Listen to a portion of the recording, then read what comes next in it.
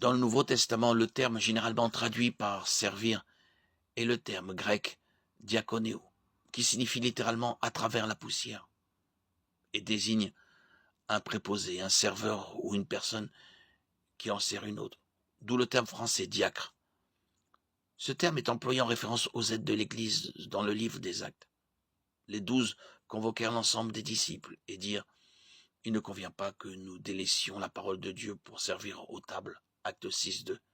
Les hommes qui prenaient soin du troupeau en prêchant et en enseignant ont compris qu'il n'était pas bon pour eux de délaisser ces activités pour servir aux tables. Alors ils ont trouvé d'autres hommes disposés à cela, leur ont confié la charge des besoins physiques de l'Église, tandis qu'eux restaient chargés de ses besoins spirituels. C'était un meilleur emploi des ressources et des dons de chacun, qui a aussi permis que de nouvelles personnes prennent part au service et à l'entraide.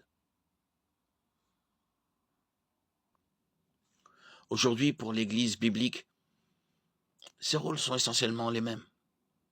Les anciens et les pasteurs prêchent la parole, réfutent, reprennent et encouragent, avec une pleine patience et un entier souci d'instruire. De Timothée 4:2. Et les diacres s'occupent du reste. Les responsabilités d'un diacre peuvent inclure des tâches administratives ou organisationnelles, l'accueil, l'entretien du bâtiment ou le bénévolat en tant que trésorier d'église, en fonction des besoins de l'église et des dons des personnes disponibles. Les responsabilités d'un diacre ne sont pas clairement décrites ni énumérées dans les Écritures. Il s'agit de tout ce qui ne relève pas des responsabilités d'un ancien ou d'un pasteur. Les Écritures indiquent cependant les qualifications requises pour être diacre. Être irréprochable, mari d'une seule femme, un bon maître de maison, respectable, honnête, non adonné à l'alcool ni cupide. 1 Timothée 3:8-12.